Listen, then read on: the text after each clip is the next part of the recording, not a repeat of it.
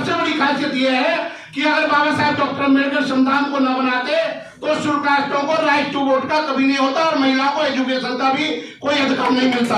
भारतीय संविधान की रक्षा आपके द्वारा होगी और आपकी रक्षा भारतीय संविधान के द्वारा होगी। आप पर जुल्म, सितम, अन्याय, अत्याचार किया जा रहा है और आज के टाइम में अपनी बात खत्म करूंगा क्योंकि वो आ गए हैं।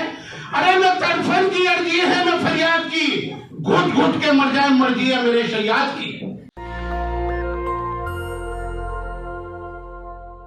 पहला मेरा ये है कि जब आपके लेटर हेड पे भगवान बुद्ध का चित्र छप रहा है तो आपके बैनर पे भी भगवान बुद्ध का चित्र होना चाहिए, चाहे किसी पॉलिटिकल पार्टी का नहीं आए। ये सुधार सदैव के लिए होना चाहिए।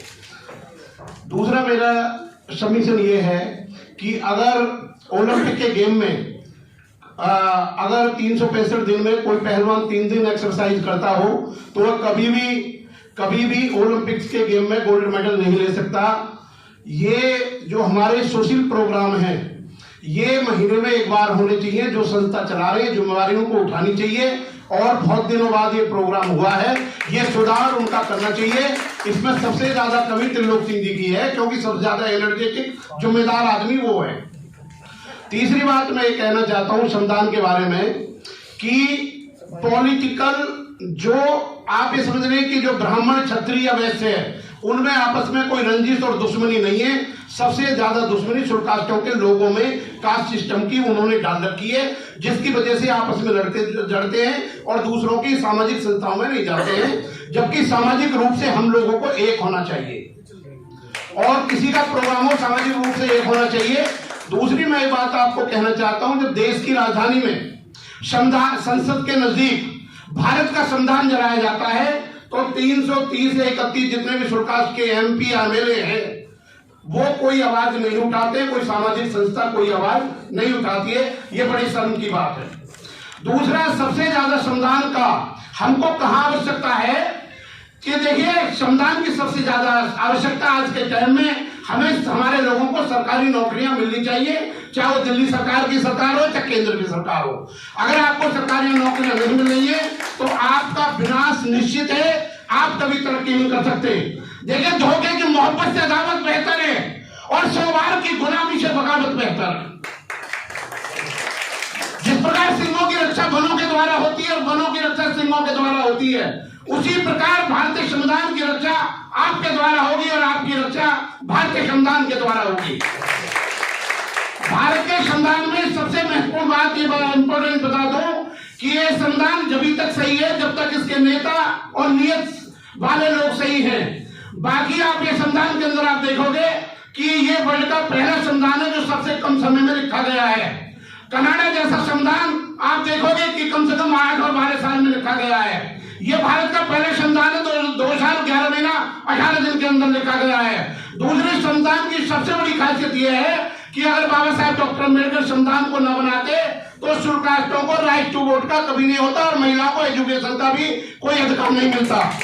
1965 के अंदर जो भारत के अंदर एक आंदोलन हुआ है उसमें पार्लियामेंट के पास बाबा साहब की मूर्ति रखी गई और बैंकों को नेशनलाइजेशन करा, गरीबों को भूमि का आवंटन किया गया है। अगर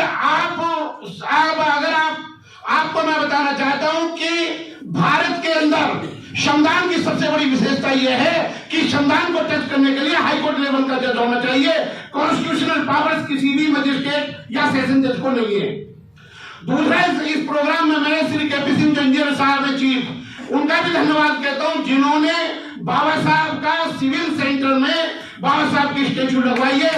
ये हमेशा अमर रहेगा और ऐसे लोगों को सम्मानित करना चाहिए क्योंकि इससे समाज की क्रांति की दिशा मिलती है। जुल्मों का बीज हम बोलने नहीं देंगे, अपने भारत को आग हम लगने नहीं देंगे। ए वतन तेरी खुशियों की कसम, तेरे दामन पे दाग हम लगने नहीं देंगे। भाइयों, आपकी जो जागृति है, आपकी जागृति, आप पर जुल्म, सितम, अन्याय, अत्याचार किया जा रहा है और आज के टाइम में अपनी बात खत्म करूंगा क्योंकि वो आ गए हैं। अरे मैं तड़फन की अर्जी है, मैं फरियाद की, घुट घुट के मर जाए मर्जी है मेरे शरियात की। मेरे भाइयों, मैं आपको कहना चाहता हूं, अपनी वोट की ताकत को पहचाने और वोट का गलत उपयोग ना करें। जो नेता पार्टी आपका भला कर सकती है उसी को आप उसी को आप पावर में लाएं और आप अपने आप को शक्तिशाली बनाएं, अपने समाज को शक्तिशाली बनाएं और कोई भूल ना करें। आखिर में गालिब का एक शेर कहकर अपनी बात खत्म करूंगा। एक गालिब एक भूल में जीवन भर करता रहा, एक गालिब एक भूल में जीवन भर करता रहा। अरे धूल तो जमी थी चेहरे पर, मैं आईने को साफ करता रहा। जय भीम, नमस्कार। धन्यवाद संचालक महोदय। सबसे पहले मैं बाबा साहब डॉक्टर भीमराव अम्बेडकर तथा प्रणव के सागर तथागत गौतम बुद्ध के चरणों में श्रद्धा के सम्मान अर्पित करते हुए आज all India SC/ST welfare association के चौथे स्थापना दिवस पर सर्वप्रथम मैं आप सभी के लिए बहुत बहुत साधुवाद देता हूं, आपको हार्दिक शुभकामनाएं पेश करता हूं। All India SC/ST advocate welfare association Delhi के हमारे कार्यकारिणी के जितने भी पदाधिकारी हैं, मैं जानता हूं क्योंकि मैं गाजियाबाद में SC/ST एडवोकेट वेलफेयर एसोसिएशन की एक संस्था चला रहा हूं और इस संस्था को चलाने में कितनी चुनौतियों का सामना करना पड़ता है, कितनी आलोचनाएं झेलनी पड़ती हैं, लेकिन हमें उन आलोचनाओं से नहीं घबराना है, क्योंकि आलोचना भी केवल उसी की जाती है जो मेहनत से कार्य करते हैं, निस्वार्थ कार्य करते हैं, अपना टाइम बर्बाद करते हैं, पैसा खर्च करते हैं। बहुत सारी बातें हमारे वक्ताओं द्वारा बहुत बता दी गई हैं। मैं केवल एक छोटी सी बात है और आपको बताना चाहूंगा, क्योंकि आज जो सब्जेक्ट है संविधान दिवस के ऊपर है। इस संविधान सभा को जब अंगीकार किया था तो बाबा साहब बहुत चिंतित थे और वो पूर्व के वक्ताओं ने बता दिया है कि बाबा साहब ने कहा था कि यदि मैं कोई भी संविधान कितनी भी अच्छी तरह से व्याख्या करके आपके समक्ष रख दूं, लेकिन यदि उस संविधान को चलाने वाले लोग बेईमान होंगे, निकम्मे होंगे, अच्छे नहीं होंगे, तो वो संविधान किसी काम का नहीं है। और यदि संविधान कितना भी बुरा क्यों ना हो, उसके शब्द कितने भी बेमेल क्यों ना हो, यदि उस संविधान को चलाने वाले अच्छे लोग होंगे, पढ़े लिखे लोग होंगे, तो वो संविधान बहुत ही अच्छा माना जाएगा। बाबा साहब ने इस संविधान को 26 नवंबर 1949 को जब ये अंगीकार किया था, तो उस समय यहाँ की सरकार ने बाबा साहब पर बहुत ही अच्छी तरह से प्रशंसा और बहुत ही अच्छी तरह से लगन के साथ कार्य की प्रशंसा की थी।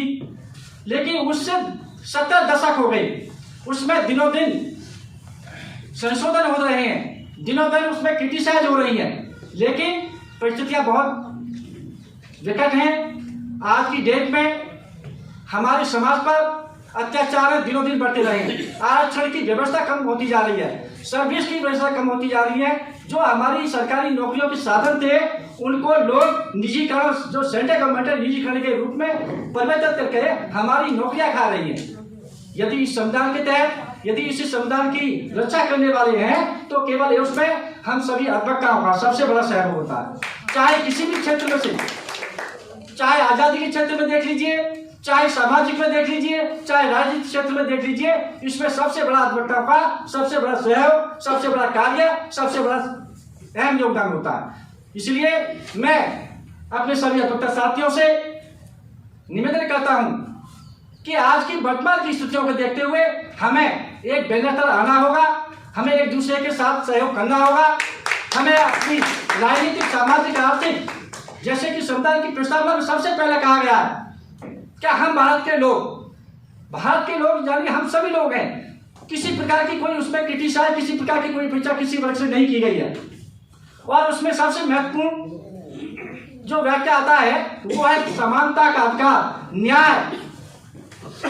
और न्याय हमारी इस प्रस्तावना के तहत सबसे पहले हमारी मांग, हमारी ये न्याय होनी चाहिए, क्योंकि हमारे जो देश की न्यायपालिका है वो केवल एक बूथ देख करके या सेंट्रल गवर्नमेंट के उसमें आकर के कार्य करती है। हम सभी अधिवक्ताओं को, क्योंकि हम अधिवक्ता जो समाज की रीढ़ है और हर तरह की अच्छाई और बुराइयां समझते हैं कि कौन हमारे हित में बोलता है कौन नहीं। तो इसलिए समाज के अधिवक्ताओं से निवेदन है कि वो आए और अपने बड़े भारतीय संविधान की रक्षा के लिए, अपने समाज की रक्षा के लिए, अपनी राजनीतिक और अपनी इसके लिए तन मन से ध्यान से करें।